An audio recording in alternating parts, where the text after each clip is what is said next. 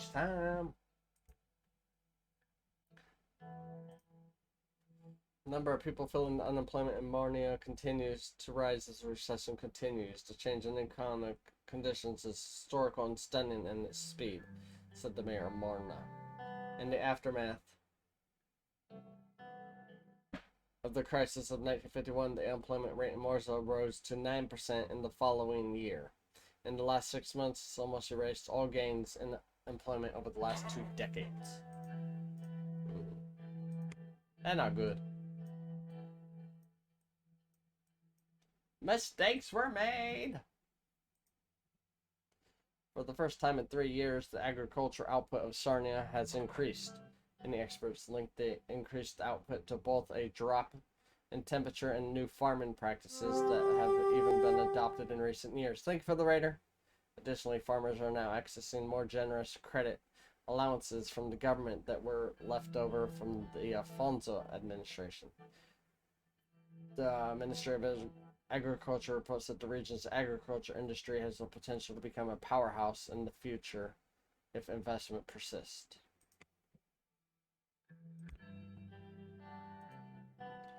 The recession led to the reduction of rail assist, with more than a fifth of the railway network self-adequated being mothballed in the recent years, while the main lines in the railroad network are currently in service, increasing demands in goods from Guilsord to the capital is pushing the network to its limits. The rail signaling system in the region dates to the middle of the last century and also needs to be improved.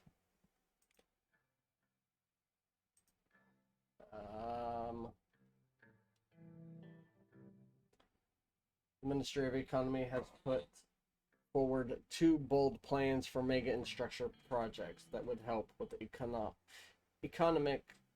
economical recession in the long term. Investing in projects of this scale will take up a large portion of the budget, but could prove worthwhile and if accomplished successfully.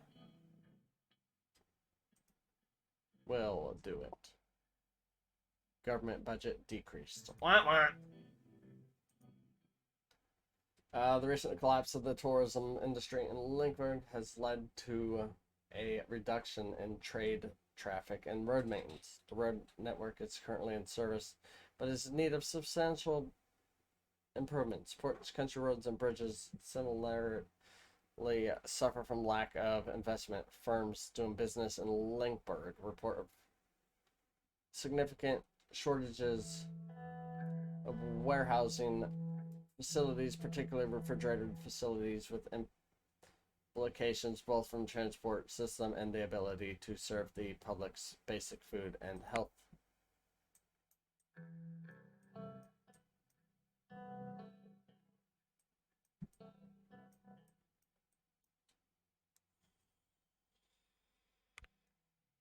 Not what I wanted. Oh, that's what I'm missing. The view towards the Marco Sea of the Marco has nothing short of exquisite. The seaside state residence named the Blue Mansion was large, fine, and accommodating. But enjoying the luxurious mansion wasn't the main reason for our visit. We gathered the economic team here to discuss the new infrastructure investment project. Half an hour had already passed since the start of the meeting. Unfortunately, I did not notice any chance to have my usual afternoon coffee. Coffee. Looking at the view from the windows, I let my mind drift for the couple of seconds. Simon's voice brought me back into the ongoing discussion. Mr. President, we need to focus on boosting the economy as quickly as possible. One of the fastest ways to achieve this is through infrastructure projects. What can we focus on? On the one hand, businessmen are complaining about the slow logistical network rail between Holzland and Lechhaven. Liza started talking as soon as Simon took a breath. On the other hand, citizens are criticizing the lack of proper highway construction between Lechhaven and Arvery. The The narrow roads by the seaside are not dangerous, but also difficult to traverse. Business class in these days of recession, we need to pick up the most profitable option for the economical. The citizens and their demands matter the most. Pick the most profitable option. Which is obviously connecting our two most economical, powerful cities. It is not the business people that suffer, but the ordinary folk. What really matters, though, is if we can accomplish something tangible in the first economical act. Improve our administration capabilities. People want to know that this administration can get things done. We must improve the economy of the nation and bring it out of recession. Therefore, I defined two major projects for your attention. The H3 Highway Project and the L1 High-Speed Railway Project. Repositioned myself in the chair to make a more comfortable posture. The ministry can only support one project at a time, with the current capacity and the budget. Let's move on to the details of each. So, which one do you want to hear about first? H3 project. The H3 project aims to improve the abyssal state of the roads network in the England region bordering Agnolia. The area is home to several million Sortish and Sortish who feel neglected. There are no proper highway connections to and from England. The mayor of Arvory,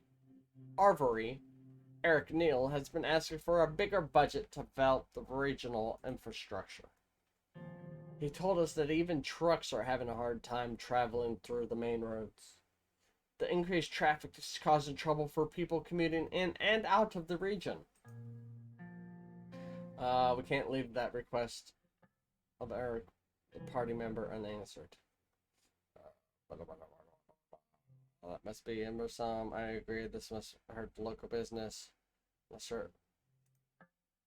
We can't leave that unanswered. I know him personally, and I can vouch that he's a trustworthy person of our party. Yeah, because every politician is trustworthy. Let's take a more detailed look at the upgraded proposal. Look at map.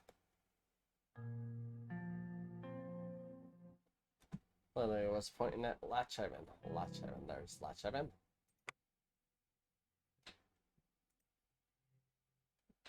The H3 highway route starts here and leads to Linkerg.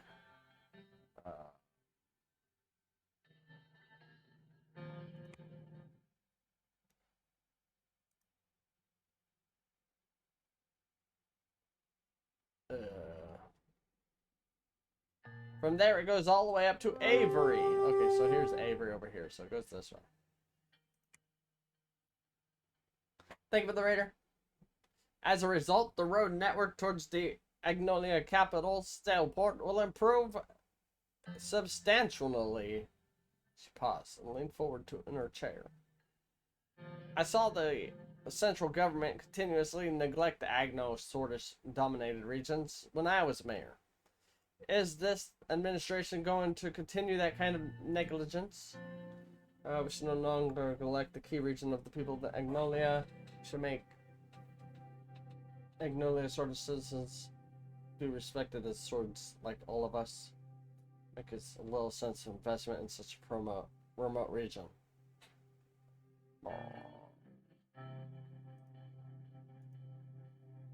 And for all sort of citizens without separation or preference. Therefore, we should think about the country overall. It has to be pointed out that the highway could be less beneficial in the near term. I have to disagree. It will increase the speed of transportation throughout the region. Our citizens will be quite pleased if we successfully accomplish this. Besides, if we enter trade talks with Agnolia, they would see the investment as a positive sign. Thank you for the raider.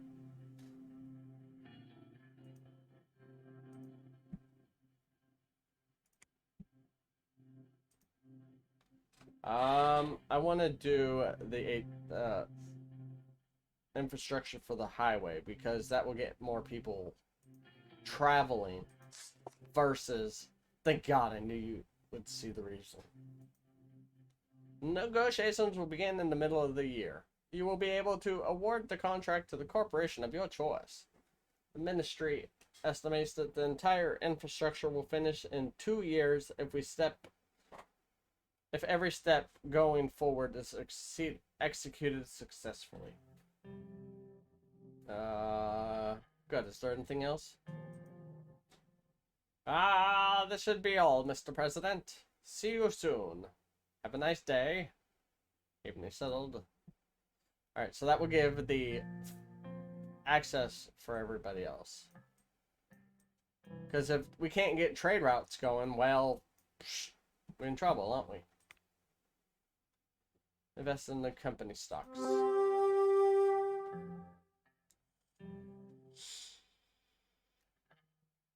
A personal investment opportunity has been relayed to by Mr. Manger, an experienced stockbroker in selling valuable shares of the Artman Industries, an up-and-coming electronics company. We should invest or let the opportunity pass. I'll do 1 because I don't want to do 2 in there and then we go broke. That would not be good. Reception for the inaugurational ball. There's a ball. We got invited to a ball. Right, that's all that's there. Just the ball.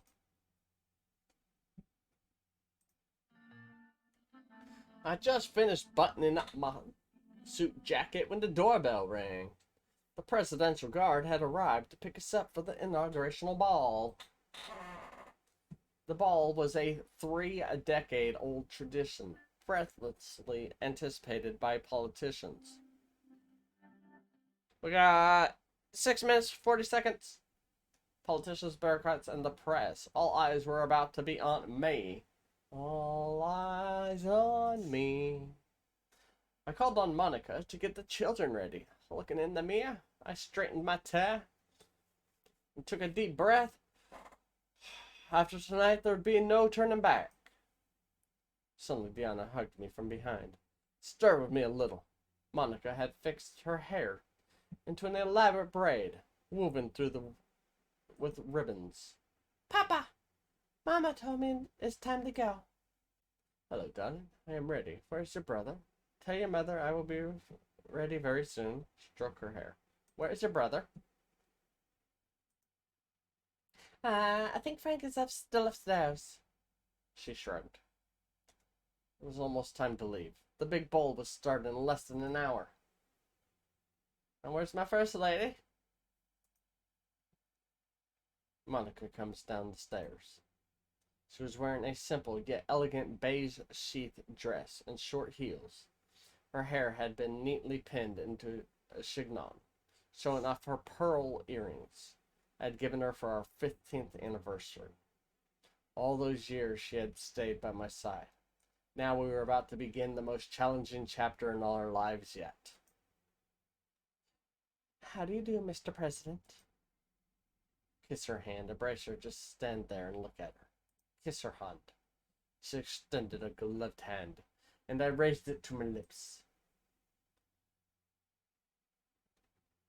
Monica, my love, you look as gorgeous as the day we married.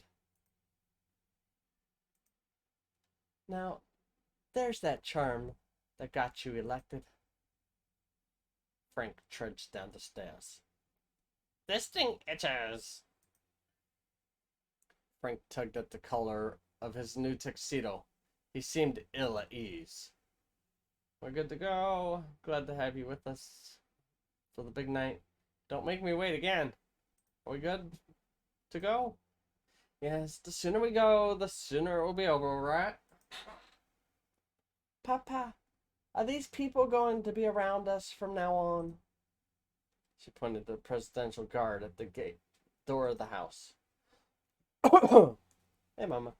Yes, Sorlin's most important family needs extra protection. Unfortunately, yes. They can't leave our side until the term ends. You'll get used to it. These people are our friends. It's alright, baby.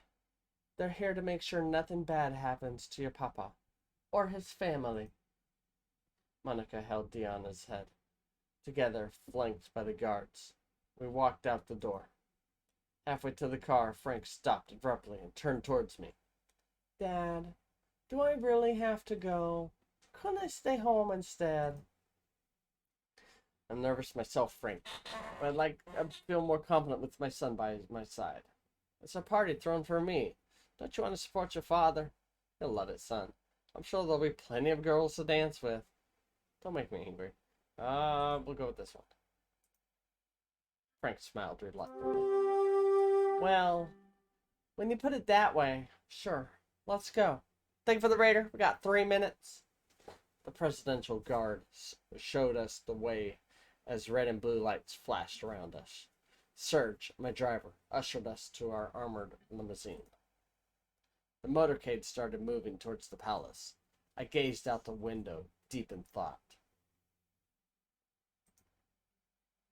Anton, what are you thinking about? Nothing. Nice car, isn't it? With all that is happening, I'm wondering if I made the right choice.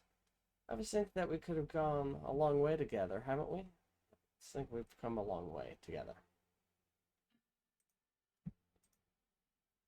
Yes, we have. And there's still so much more that we'll accomplish, side by side. Just remember, no matter what happens, the children and I will always be here for you. I'm going to help Papa fix everything. Frank rolls his eyes. I know you will, honey. We'll see, darling.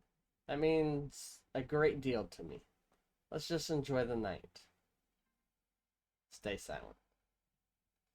I kept looking out the window. After what seemed like just a few minutes, the convoy slowed to a halt. Serge rolled down the limousine's soundproof partition. We are here, sir. I hope you enjoyed the drive. I did, Sarge. Thank you. Much appreciated. How are you today? I am just as good as I can be. But today is your day, sir. I'm glad you're in charge now. You know, my entire family voted for you. Good to know. Thank you and your family. I am here for all your support. I won't let your family down.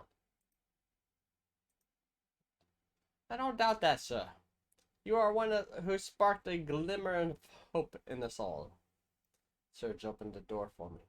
The normally imposing palace was festooned with garnished banners that nearly made it look cheerful. A line of shiny luxury sedans stretched around it. Politicians, bureaucrats, and celebrities, the creme de la creme of the sordid elite, streamed inside the building. Good luck out there, Mr. President. I'll see you on the trip home. I stepped out and immediately found myself surrounded by loud voices and camera flashes. Ugh. Hordes of eager journalists thrusting their portable microphones into my way. My guards fended most of them off, but one woman managed to dodge them and corner me. I recognized the Swordfish Broadcast Company logo on her press lanyard. Mr. President, Mr. President, do you plan on working together with the opposition parties at the expected constitutional reforms? My animation will bring the real challenge. The night is for celebration. I'm not here to talk policies now. If the opposition is willing to support us, we're going to work with everybody. We're going to work with everybody. Mr. Richter clarified that as long as you hold your promises of the democratization, they will support you in these issues to the end. What do you think of this statement? This is a challenge for us all. We want the other parties to join him in our... Honestly, I didn't expect much from him. I can't comment since I haven't seen his statement yet. One more question. One of your first acts as president was to veto a campaign finance law that would have deprived small parties of public funds, while increasing those channeled to your own.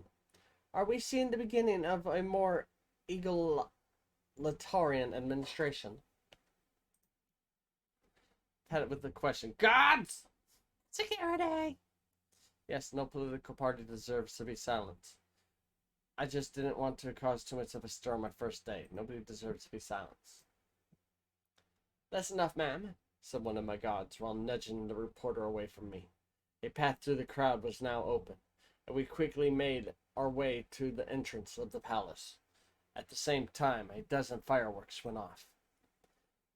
The entrance was decorated with beautiful ribbons and startling colors of white, yellow, and maroon.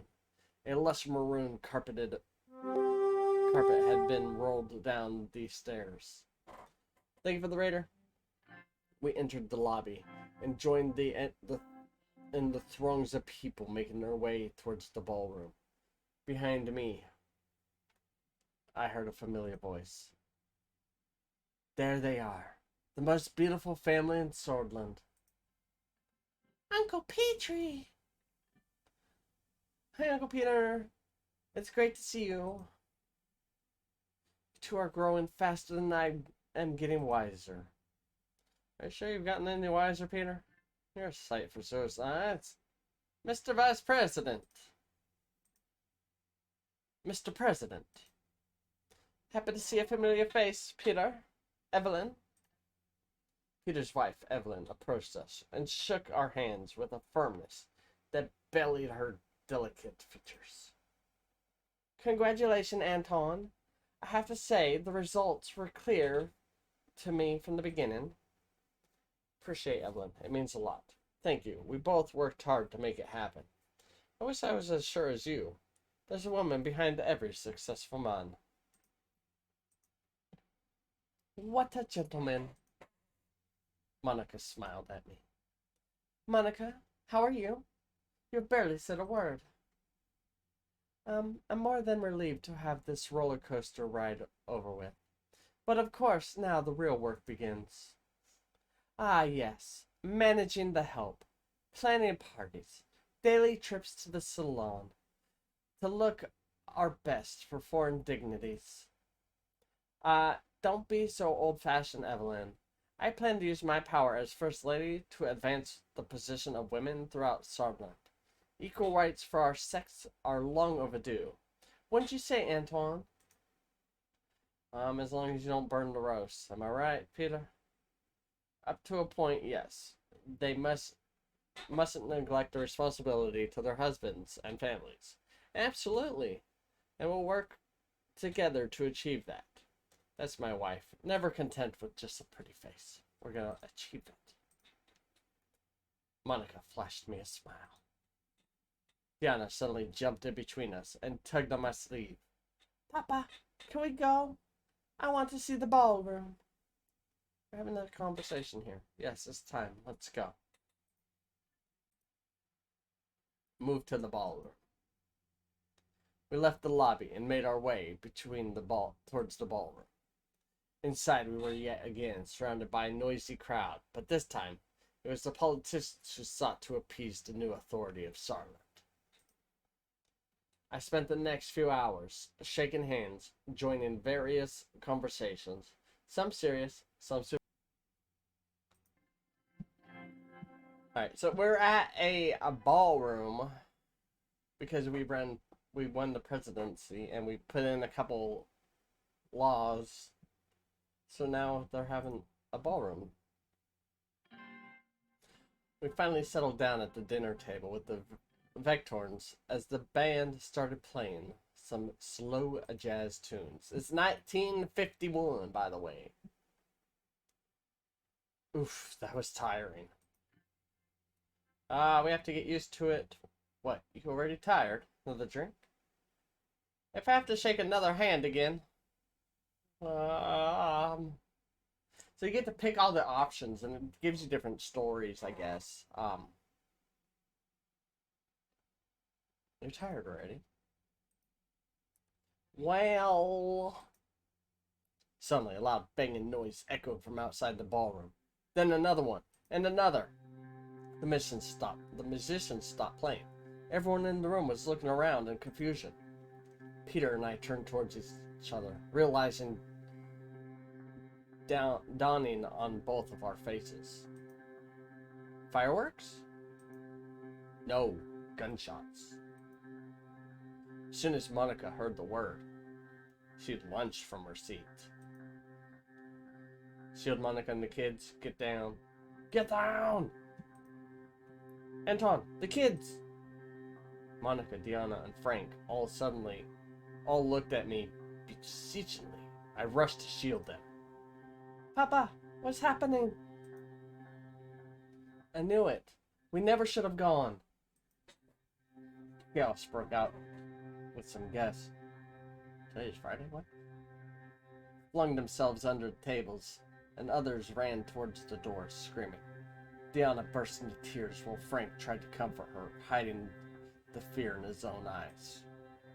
3 more gunshots rang out loudly. Mr. President, are you all right? Thank you for the raider. Carl Ginsing, head of the Sordis police force, was running towards us with 3 more police officers in decorated uniforms. They all had their guns drawn. As soon as he made it to us and saw that we were unharmed, he let out a big sigh of relief. Thank God. What is going on? Status report. Check the perimeter. Status report. 1 second, Mr. President. He turned around quickly to his men. Check the perimeter! Now! Thank you for the raider. Paul, Jensen, follow my lead. We will bring them to the safe room. There's a safe room? He now turned to Monica, Evelyn, and the children and spoke in a softer voice. Do not worry. The situation is now under control. Please follow me. We promptly followed Carl through the winding halls and the corridors of the palace. His men still had their guns drawn, which did not ease the tension. On the way, Peter made an attempt to break the silence. What a night. It's not over yet. Shh, not now, Peter. Can you shut your mouth for a bit? You can say that again. It's not over yet. Carl turned to us with a serious face as we were about to round the corner. Quiet, please. Sorry, I talk when I get nervous. Peter, shut up! Carl flipped on a switch on the wall, and the panel opened, revealing a hidden staircase leading to a large reinforced door. Inside, a set of emergency lights flickered on. The safe room was comfortable and spacious, with expensive-looking leather sofas. Small security monitors on the wall displayed grainy footage of each room in the palace. There was a boardroom and a pantry containing enough provisions to last us months. Monica and Evelyn set the children down and started wiping their tears. Carl stepped away from us and made a few radio calls. When he was done, he returned to me and Peter. So, what's the status? Not the best inauguration ball I've been to. Thank you for the raider. Are we under attack? Who's attacking us? So tell me, Carl. Do I have plans for security force? What's the status? Carl's radio suddenly cackled to life. Every second felt like an eternity as he pressed his ear to the receiver. When it fell silent, he turned to us. Thank you for the raiders. Excuse me. Good news. We are not in any danger at the moment. The situation has been dealt with, and the perimeter has been secured by the guards and the police. He glanced towards Monica, Evelyn, and the kids. If I may, sir. He gestured towards a more private corner of the room and started speaking more quietly. This is what we know so far. We have confirmed that 2 people were gunned down in front of the palace. The attacker is one of them, and we have reason to believe he was working alone. He fired 3 shots at an MP. 1 to the head, 1 to the body, 2 to the body, instantly killing him. Presidential guards at the palace immediately shot and killed the attacker. He has not been identified yet and will require an investigation. The MP that was killed was identified as Bernard Circus. That is huge, Antoine. This will cause a lot of problems. A lot of problems. Oh, I can't click on it now. Peter pulled out 2 cigarettes and handed me one. He then turned to Evelyn. I could hear him trying to reassure her that everything was going to be all right. Monica was still trying to tend to Deanna and Frank paced the room, and as Frank paced the room, mumbling that he should have stayed home. Comfort Monica and the kids. Peter, an old friend. What the hell have we gotten ourselves into? Smoke alone. Comfort Monica, the kids. Thank you for the raider. Nothing like this will ever happen again. I'll make sure of it. We are safe. I make sure everything's going to be fine. Can't promise it won't ever happen again. That's not the way the world works. We can't be sure of anything anymore, Anton. I lit my cigarette and took a deep drag. I was going to see this through and keep my family safe at all cost. I crushed the cigarette in the ashtray. Whew! That was chaos.